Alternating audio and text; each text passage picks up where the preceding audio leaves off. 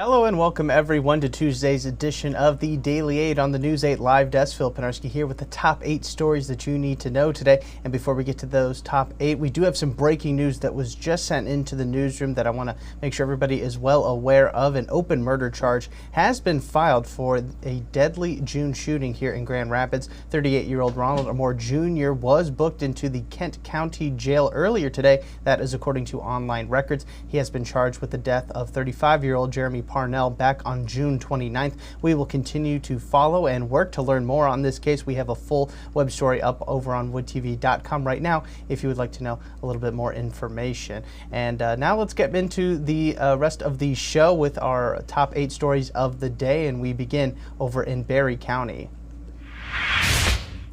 That is where deputies with the sheriff's office were involved in a deadly shooting. It left one person dead last night. According to a press release that we got from the sheriff's office, deputies had responded to a domestic situation involving a gun on Kingsbury Road in Hope Township. Authorities said that deputies were involved in a shooting that left one person dead. As I mentioned, they were shot and killed. No other details have been released at this time. We are working to learn more. Deputies did say, though, that there is no threat to the greater community at this time, and we will likely learn a little bit more today following a preliminary investigation into the incident.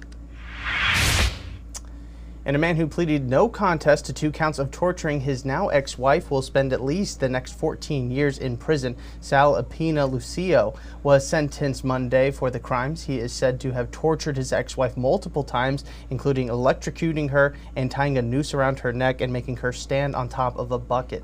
Lucio is said to have done these acts due to the belief that his ex-wife was cheating on him, which she denied ever doing. Lucio apologized during his appearance in court yesterday. He will serve his 2 counts concurrently in prison between 14 and 30 years.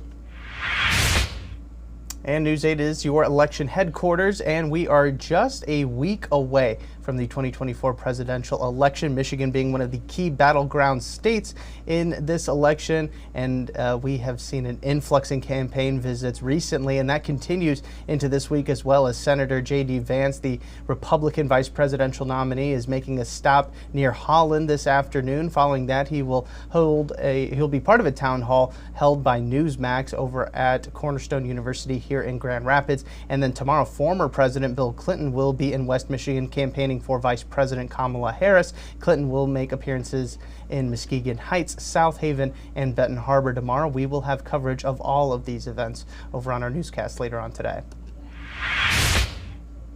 And sticking on the election trend, early voting in Michigan has been a success, as Secretary of State Jocelyn Benson said that more than 25% of all Michigan voters have already cast their ballots for the November 5th election. Remember, you have until Sunday to still vote early, but it hasn't all been perfect. Some clerks in Lansing and East Lansing have said that they have found ballots meant for other communities in their jurisdiction's drop boxes. This is a reminder to check your ballot before dropping them off. Where you should place them can be found directly on your ballot when you do fill them out. Secretary Benson is also advising voters who will be voting on November 5th and using a voter assist terminal to be prepared for some programming glitches. They might be happening. These may cause some confusion on Election Day, but Benson assures that everyone that the ballots will be cast as the voter intends.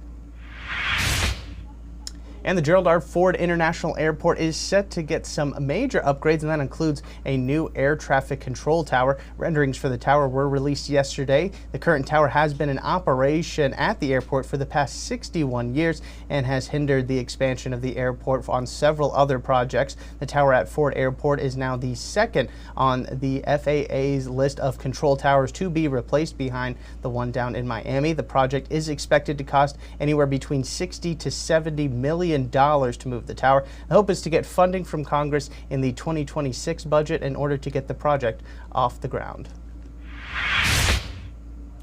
And I know it doesn't exactly feel like fall right now. In fact, it feels a little bit more like summer to me, but the leaves are starting to fall and seasonal cleanups are already happening all across West Michigan, and several cities are looking to make the process even easier on homeowners. Head on over to woodtv.com and you can find your city's schedule for pickup and drop-off options for leaves and other yard waste. Some cities will even come and pick up your trash for you and dispose of them in the proper way. You can check out the full schedule right now over on our website, like I said, woodtv.com. stormteammate.com. And speaking of the weather, let's now get you a look at your forecast today. Here is Storm Teammate meteorologist Scott Larson.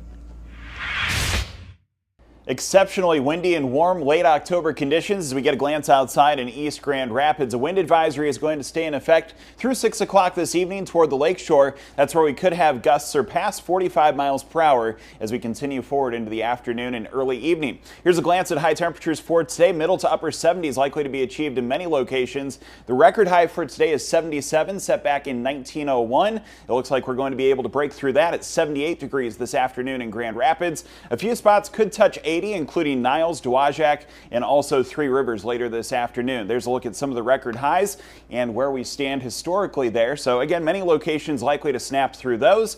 The trick-or-treating forecast as we get to Thursday, it looks like we'll have mostly cloudy skies, temperatures in the low 50s to begin trick-or-treating, falling into the mid 40s. You can find a full write-up on that on woodtv.com. All right, thanks, Scott. And we end today's show with a new partnership between New Holland Brewing Company and Dungeons & Dragons. The role-playing game is celebrating 50 years and has only grown in popularity in recent years. To honor the game's legacy, New Holland is introducing 2 new beverages with an aged stout and a bourbon whiskey. The company will also be releasing specialty merchandise, including dice for your next D&D campaign, as well as some clothing accessories like t-shirts, hats, and glasses. The drinks will be released next month. And this is a reminder that Halloween is also coming up, and if you need a fun event to head on out to, or you're just looking for some trick-or-treating times, highly advise you go on over to the West Michigan Guide, and there you can find lists of not only the trick-or-treating times in your neck of the woods, but also a lot of fun events that are going to be happening even past Halloween. You know, you definitely want to make sure you maximize the fun this holiday season. That is going to do it for us today here on this edition of the Daily Aid. I want to thank everybody so much for tuning in. We will be back again tomorrow with 8 more stories that you need to know for your Wednesday. I'm Phil Pinarski, and we hope you have a great rest of your day.